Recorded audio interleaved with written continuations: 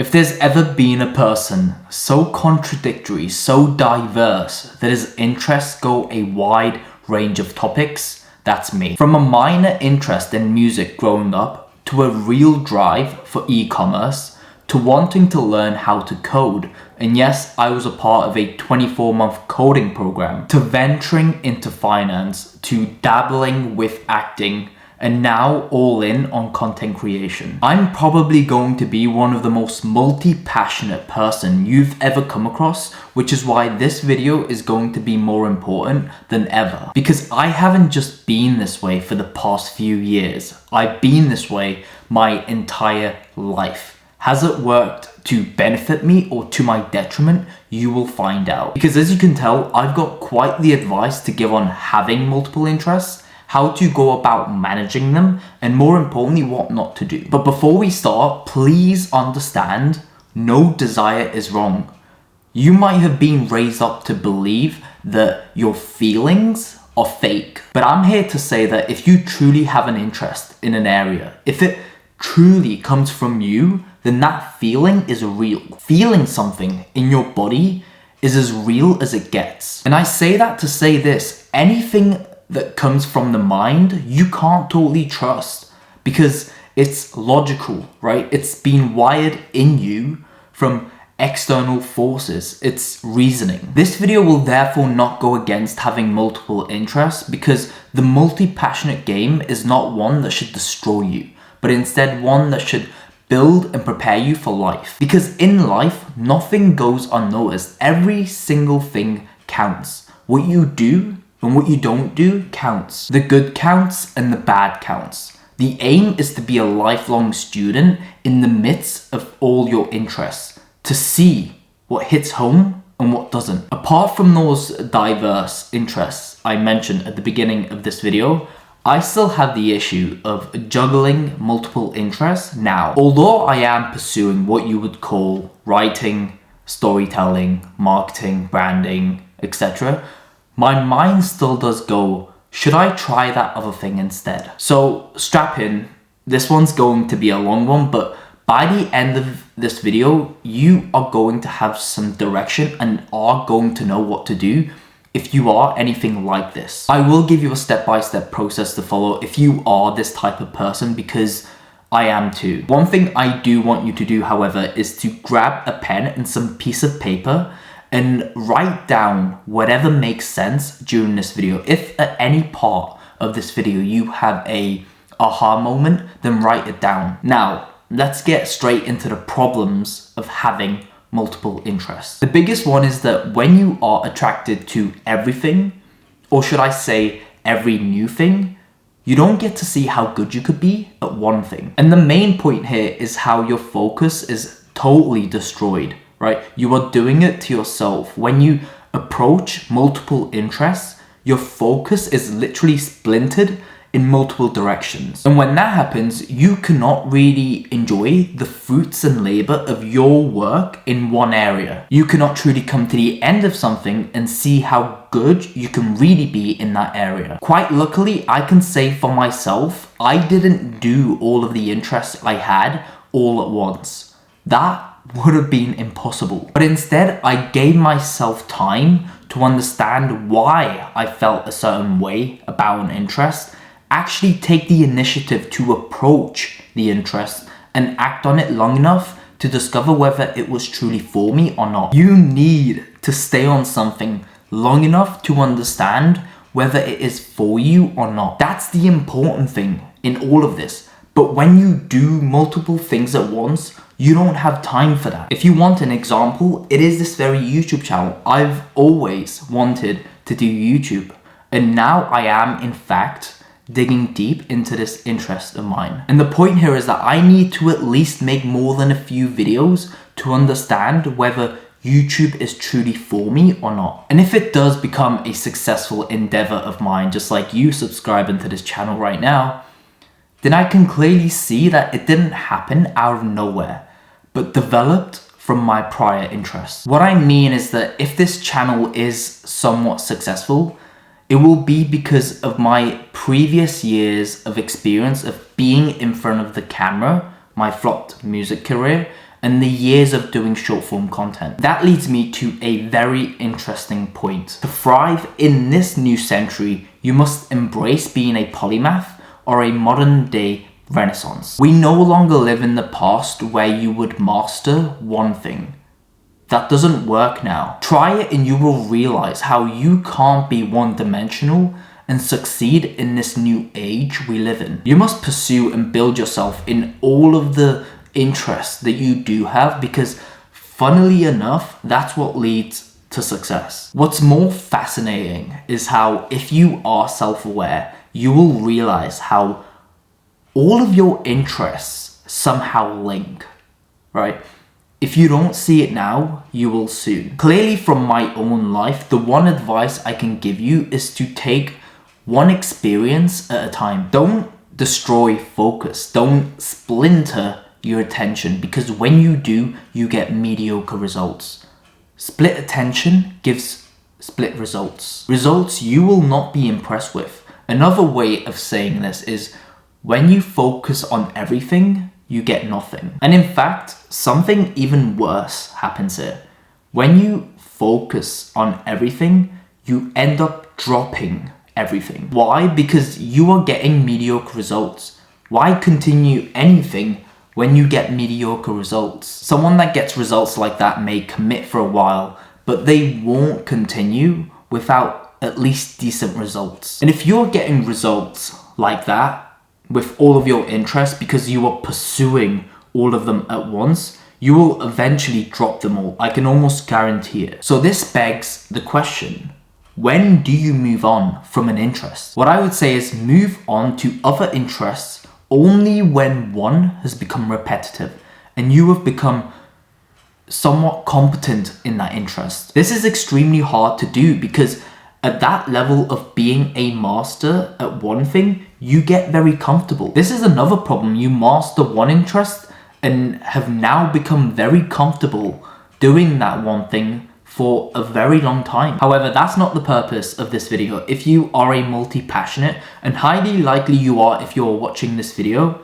you have no problem pursuing different things because quite literally, that is our strength. But, and this is big, the problem often isn't that you have mastered and become comfortable at one interest, but rather you have multiple interests and don't know how to choose or continue when you do start one. That's the purpose of this video anyway. And most people, like we discussed earlier, don't allow enough time for growth. There is this concept called the shiny object syndrome, and before they become competent in one area, they are immediately attracted to the next thing. But that isn't what you should do. What I'm saying you should do is to become knowledgeable and experienced in the interest before you move on. It's a process. If you have to force yourself to do something, then just drop it anyway, because more often than not, you aren't actually attracted to that interest, but have rather been conditioned to become attracted to it. Remember the mind?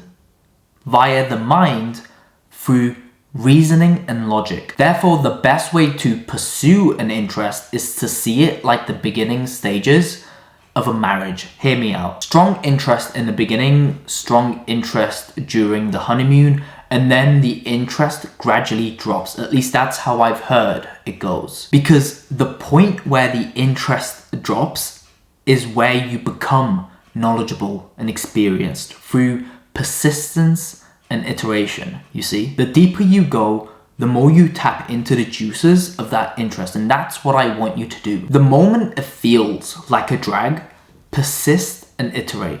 Don't become attracted to the next new thing, but stay on it and see it through. What relates to this is what I call the 50-50 rule. I might have made this up, or I might have stolen it from someone else. I probably stole it from someone else. But what I've realized from delving into multiple experiences is that in any endeavor, there is always going to be the 50% you love and the 50% you hate. It's a part of the same coin, but different sides. This is what social media has fooled you into believing, that doing something you love will mean that you definitely don't have to do anything you dislike, which is wrong. In anything you do, there will always be the 50% you dislike. For example, a musician may love their work, may love their art, but they still have to do things they dislike, like dealing with tax. And so here comes the harsh truth. Following an interest may not be fun. It certainly might feel fun at the beginning, but more often than not, that fun will wear off. What I know from experience is that it will certainly not be fun all the time. A great way to describe this is with the valley of despair concept. This is a concept in psychology and self-improvement which describes the process of having an interest, following it, and the aftermath. In anything that you pursue, there is always going to be a low point in growth. This happens when you get very high or excited on a goal. The interest will sooner or later begin to drop, which is the valley. And if you're asking when it sets in, when reality sets in, when progress feels slower, harder, or even stagnant. This is the stage everyone goes through and is where you may feel overwhelmed, frustrated, or doubt your abilities. The valley of despair shows how much more you have to learn or improve. It is the gap between initial excitement and actual progress. And here we come to the idea of iteration and persistence yet again. What's needed here is persistence and resilience to push through to the other side, where knowledge, experience, mastery all becomes attainable. Some might be at this stage for a very long time, and if you're asking, how long does it really last? Depends on what you're pursuing. So if you're learning a new skill, it may take a few weeks to a few months. If you're going through a major lifestyle or personal change, for example, a career switch, it may take several months. If you're undergoing a very complex project or goal, for example, building a business, it can take up to a year or more. Breaking through the valley of despair phase is the key to growth. I believe it's actually the lonely chapter that most people go on about. And if you want to overcome it, you will need grit, small wins, and consistent effort. The other thing is, you might be overwhelmed by how different your interests are. I definitely had this. I think you can tell by the interests I pursued. So on this feeling of overwhelm, I would say don't put your focus on what your interests are, but instead the qualities that your interests bring. Your interests might not be similar, and I think that's the whole point.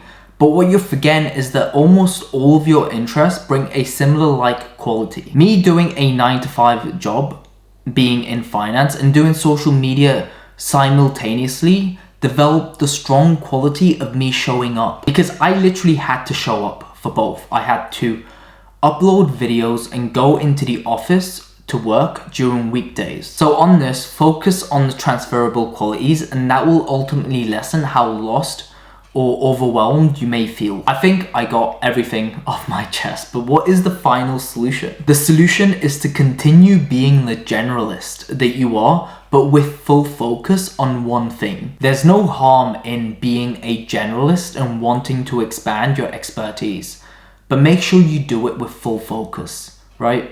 Otherwise, you are just wasting your time. A great example I can use that applies is content creation, and how when you focus on one social media platform, that's when you tend to grow the most. But when your focus and attention, right, is divided to multiple platforms, you stall. This advice goes for any part of life. Don't split your focus. Take this process and mix it up however you like if you do have multiple interests. Take the seasons approach.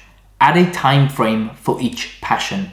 Give different interests a dedicated season. For example, focus on one interest for 3 to 6 months. This allows you to dive deep without neglecting your other core interests. Do the 80-20 approach. Give 80% of your time to one core passion and the other 20% to minor interests like reading, working out, etc. Create overlapping goals. Find the common ground that overlaps between interests. For example, I have a strong desire for business, writing, and speaking, so I mix them and create content while building products that can help others. A combination of all. If you want to go deeper into how all of this works, there is a free guide in the description. And finally, do passion audits. Every few months, reassess your interests. Identify which ones are still exciting and meaningful. Reallocate time and energy if certain ones feel less aligned. If you are in your 20s, then I hope you realize that you have decades to go. Obviously, no one knows when you are going to die, but just for the sake of this video, let's say you have decades to go, like myself. And if that is the case, ask yourself, why do I need to do everything now? Seriously, when I asked myself that question, everything got easier. Take out a piece of paper, write down all of your interests and passions, and prioritize them. If maybe you have multiple ones that align, you can combine. You can't get everything at once. It's impossible. So let the low-ranked priorities for later on in life. Not everything you're interested in needs to be done now. It can be left for the future. A final tip I would give is to focus on interests where you have a personal advantage. If you see something on the list where you think to yourself, no one can do this but me, this is where you've got an unfair advantage. It's your strength, so make use of it. That's all I've got for now. If you do have strong desires of owning your life and work and being a creative, there's a link to a free guide in the description below. Only do this if you are an online creative. It will teach you the basics of branding, persuasion, content, and marketing, which are all the foundational skills you need to succeed in this day and age. I can only help those doing what I do or have done in the past half a decade. So all links are down in the description. I hope you've enjoyed this video, and I'll see you on the next one.